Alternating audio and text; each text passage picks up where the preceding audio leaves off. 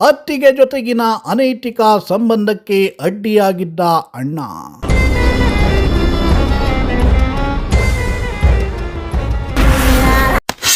ಕಾಡಿಗೆ ಕರೆದೊಯ್ದು ಕುತ್ತಿಗೆ ಕೊಯ್ದು ಭೀಕರವಾಗಿ ಕೊಲೆ ಮಾಡೇ ಬಿಟ್ಟ ತಮ್ಮ.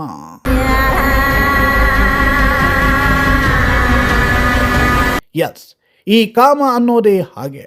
ಒಂದು ಸಲ ಇದರ ಪಿತ್ತ ನೆತ್ತಿಗೇರಿ ಬಿಟ್ರೆ ಮುಗಿದೇ ಹೋಯ್ತು. ಇದರ ಮುಂದೆ ಯಾವ ಸಂಬಂಧವೂ ಕಾಣಿಸಲ್ಲ. ಅಣ್ಣ ತಮ್ಮ, ಒಡ ಹುಟ್ಟಿದವರು, ಸ್ನೇಹಿತ ಇವ್ರ್ಯಾರು ಲೆಕ್ಕಕ್ಕೆ ಬರೋದಿಲ್ಲ.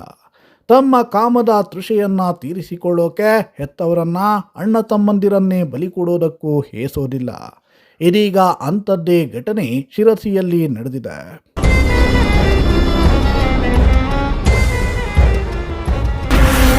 ಹೌದು, ಶಿರಸಿಯ ಶಿಂಗನಮನೆಯಲ್ಲಿ ನಡೆದಿದ್ದ ಯುವಕನೊಬ್ಬನ ಕೊಲೆ ಪ್ರಕರಣಕ್ಕೆ ಇದೀಗ ಬಿಗ್ ಟ್ವಿಸ್ಟ್ ಸಿಕ್ಕಿದೆ. ಸಂಬಂಧದಲ್ಲಿ ಅಣ್ಣನಾಗಬೇಕಿದ್ದವನ ಹೆಂಡತಿಯನ್ನೇ ಬುಟ್ಟಿಗೆ ಬೀಡಿಸಿಕೊಂಡಿದ್ದವ ಅತ್ತಿಗೆಯೊಂದಿಗಿನ ಅನೈತಿಕ ಸಂಬಂಧಕ್ಕೆ ಅಡ್ಡಿಯಾಗುತ್ತಿದ್ದಾನೆ ಅನ್ನೋ ಕಾರಣಕ್ಕೆ ಅಣ್ಣನನ್ನೇ ಭೀಕರವಾಗಿ ಹತ್ಯೆ ಮಾಡಿದ್ದಾನೆ ಎನ್ನುವ ಆರೋಪ ಕೇಳಿಬಂದಿದೆ. ಕೊಲೆಯಾದ 35 ವರ್ಷದ ಪರಮೇಶ್ವರ್ ಬಾಬು ನಾಯ್ಕ್ ಹಾಗೂ ಕೊಲೆ ಆರೋಪಿ 27 ವರ್ಷದ ಪರಮೇಶ್ವರ್ ತಿಮ್ಮಾನಾಯ್ಕ್ ಇಬ್ಬರು ಸಂಬಂಧದಲ್ಲಿ ಚಿಕ್ಕಮ್ಮ ದೊಡ್ಡಮ್ಮನ ಮಕ್ಕಳಾಗಿದ್ದು ಅಣ್ಣ ತಮ್ಮಂದಿರಂತೆ ಬೆಳೆದಿದ್ರು. ಕಳೆದ 1-2 ವರ್ಷಗಳಿಂದ ಪರಮೇಶ್ವರ್ ತಿಮ್ಮಾನಾಯ್ಕ್ ಕೊಲೆಯಾಗಿರೋ ಪರಮೇಶ್ವರ್ ಬಾಬು ನಾಯ್ಕ್ ಅವರ ಪತ್ನಿಯೊಂದಿಗೆ ಅನೈತಿಕ ಸಂಬಂಧ ಹೊಂದಿದ್ದ ಎನ್ನಲಾಗಿದೆ.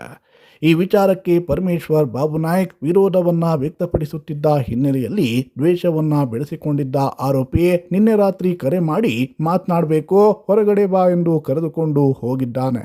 ಬಳಿಕ ಸಮೀಪದ ಅರಣ್ಯ ಪ್ರದೇಶದಲ್ಲಿ ಮಾರಕಾಸ್ತ್ರದಿಂದ ಹಲ್ಲೆ ನಡೆಸಿ ಪರಮೇಶ್ವರ್ ಬಾಬು ನಾಯ್ಕ್ ಅವರನ್ನ ಕೊಲೆ ಮಾಡಿ ಪರಾರಿಯಾಗಿದ್ದಾನೆ ಎನ್ನಲಾಗಿದೆ.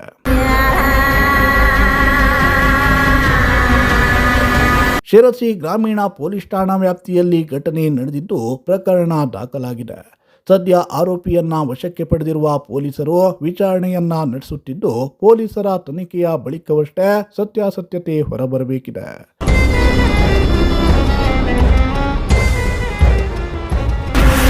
Bureau report, Sirsi news.